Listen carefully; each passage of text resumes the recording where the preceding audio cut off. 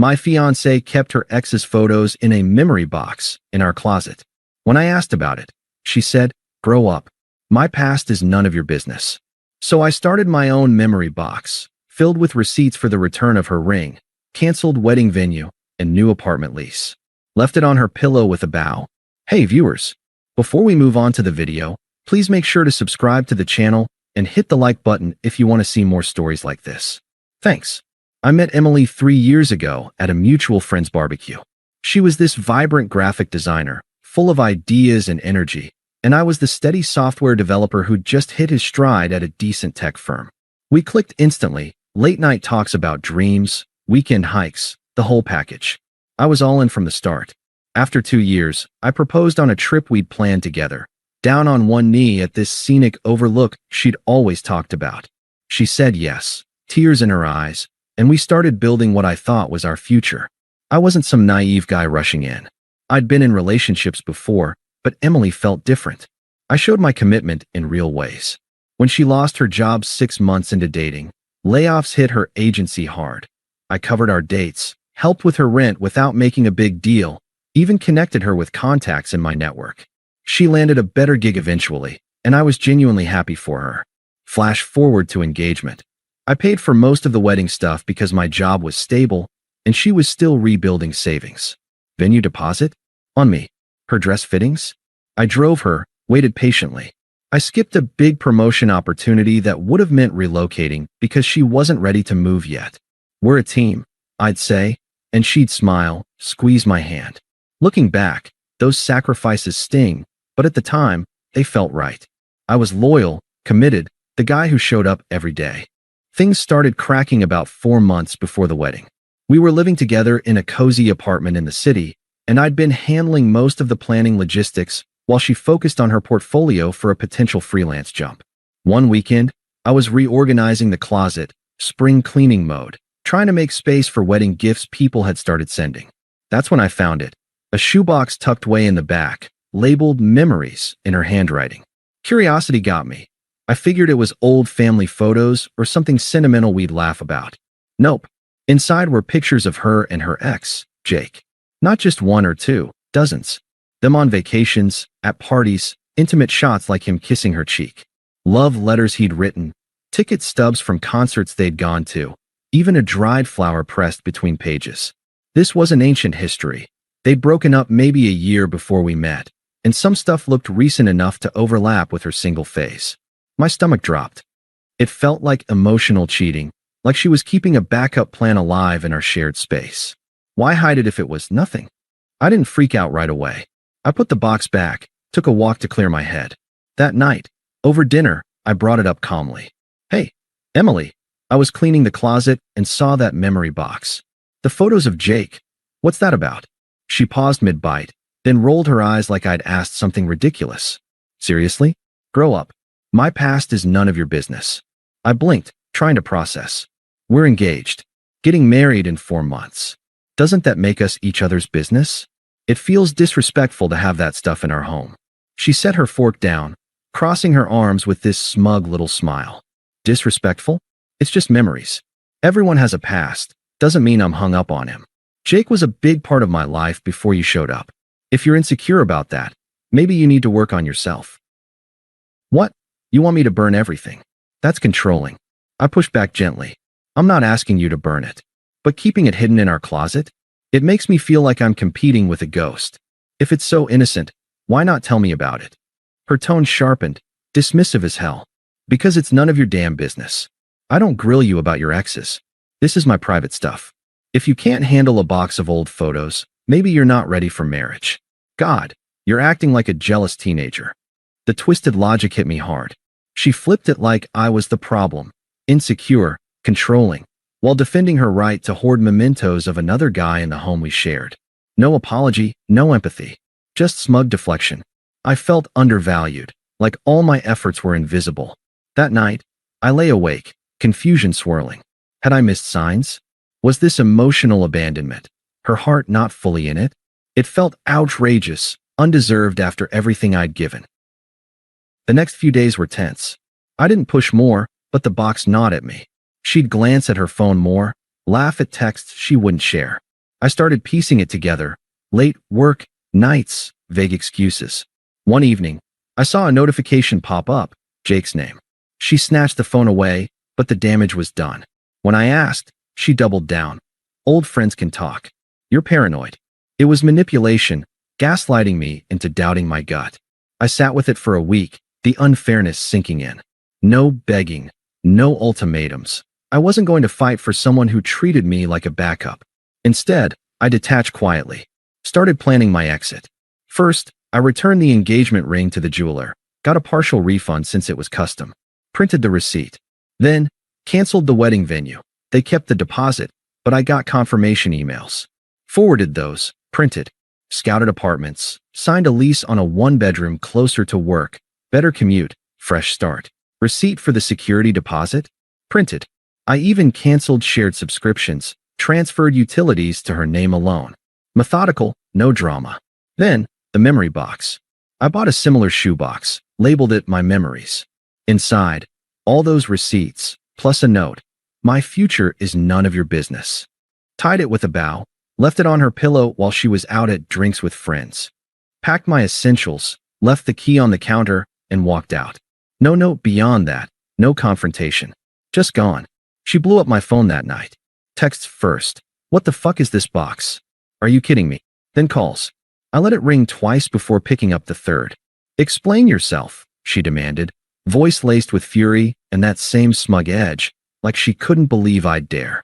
Emily, it's over. The box says it all. She laughed, but it was bitter. Over a stupid memory box? You're throwing away our future because of some old photos? That's petty as hell. I told you. It's nothing. Jake and I are just friends now. You're overreacting, making this into something it's not. Friends who text late at night? Who you hide from me? A pause, then her twisted justifications poured out. Okay, fine, we've been talking more. But it's because you're always so predictable. Working late, planning everything safe. Jake gets my creative side. It's not cheating, it's emotional support. If you were more exciting, maybe I wouldn't need that. And keeping the box? It's harmless nostalgia. You're punishing me for having a life before you? That's insecure bullshit. We can fix this, therapy, whatever. But this stunt? Immature. Her logic was a pretzel. Blaming me for her secrecy, justifying contact with Jake as my fault, dismissing the betrayal as nostalgia. Smug, like she held all the cards. You'll regret this. No one else will put up with your control issues. I stayed calm, no outburst. I'm not discussing it. Goodbye, Emily. Hung up, blocked her number. No begging, no emotional plea, just detachment. I drove to my new place, unpacked in silence. The confusion lingered that night. How had it unraveled so fast? But underneath, a spark of clarity. I dodged a bullet. The silence after was heavy. I didn't badmouth her to mutuals, just said we'd split amicably. Focused on me, hit the gym, nailed a side project at work that led to a raise. But I let the betrayal breathe. Long walks alone, journaling the unfairness, the way her words echoed. It hurt, feeling like a stepping stone. Yet, slowly, vulnerability shifted to resolve. I was building something better. The weeks after I left were a blur of quiet adjustment. I didn't blast our mutual friends with details, kept it simple. We decided it wasn't working out. No drama, no venting sessions. I figured if she wanted to spin her version, let her. Me? I focused on rebuilding. My new apartment was sparse at first, just a bed, a desk, and boxes stacked in the corner. But it felt like a blank canvas. For the first time in years, I wasn't planning around someone else. I let the betrayal sit with me, didn't rush to get over it. Those early nights, I'd stare at the ceiling, replaying her words. Grow up. My past is none of your business. It echoed, mixing with memories of what I'd sacrificed. Like that time last year when she was stressed about her freelance pitch. I'd stayed up all night helping her refine her portfolio, even called in sick to work the next day. Or when I turned down that promotion because it meant moving to the coast, and she said she needed stability here. Flashbacks hit hard. Me driving her to job interviews, celebrating her wins like they were mine. And for what? To be dismissed as insecure for questioning a box of ex-mementos in our closet. The unfairness burned. Loyalty repaid with smug deflection, like I was the villain for caring. Confusion lingered. Was I overreacting? Friends would text casual check-ins, and I'd dodge the deep stuff. One night, a buddy from work invited me out for beers. "You seem off, man." "Everything good." I shrugged it off, but inside, vulnerability clawed at me. Why keep the box if she was committed? Why the secret text with Jake? It felt like emotional abandonment. Her heart split, me as the safe bet while she romanticized the past. I journaled it out, pages of what ifs turning into why nots. Why not focus on me? The silence amplified it all. No calls from her after I blocked. Just the weight of what was lost. But slowly, things shifted. I started small. Joined a gym near the new place, something I'd always talked about but put off for us time. Pounded the treadmill, lifted weights, felt the fog lift with each rep. Work picked up too, a side project I'd shelved during wedding planning. I dusted it off, coded late into the nights. My boss noticed, floated a raise and more remote flexibility. "You've got fire again," he said. I even tried dating apps casually, not rushing, just dipping a toe. Met a few people for coffee, nothing serious, but it reminded me I wasn't broken. Months ticked by, 3, then 4. I heard whispers through the grapevine. Emily had jumped right back into things with Jake, posting vague stories on social media about rediscovering old flames. Mutual friends mentioned it awkwardly. "She's different now." I didn't pry, didn't stalk her profiles. I'd unfollowed everything. But the updates trickled in. At first, it sounded rosy. Trips with him, laughs at old haunts.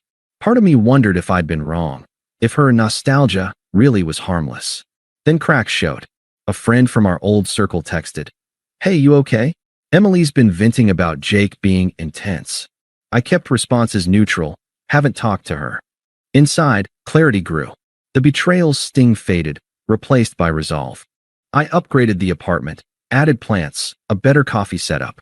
Landed that raise, started saving for a solo trip I'd always wanted. My internal voice evolved, from "how could she" to "good riddance." I felt free, lighter. The unfairness? It fueled me, not defined me. By month 5, I was thriving in the quiet, cooking new recipes, reading books she'd dismissed as boring, even picked up hiking solo. Vulnerability turned to strength. I was emotionally recalibrating, no longer confused but clear-eyed about what I deserved. Word got around more. Another mutual, Sarah, called out of the blue. "Just checking in. Emily's not great. Jake's got issues." I listened politely, but detachment held. The middle stretched, letting me breathe, process, rise. No rush to karma. I was already winning by moving on. That's when her world started crumbling for real. It came in bits at first, then all at once.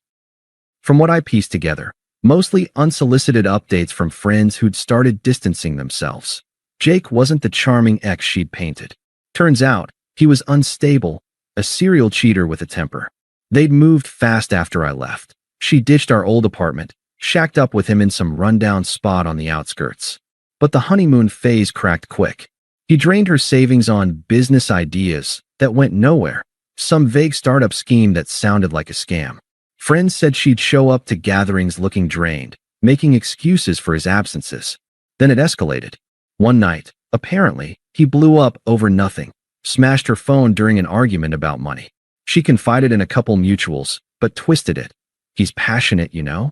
But the truth leaked. Bruises hidden under sleeves, late-night calls to friends begging for rides home. Jake cheated too, openly flirting online, even with her acquaintances. When she confronted him, he gaslit her, called her clingy for questioning his past. Sound familiar? Hypocrisy at its finest. Karma hit her job next.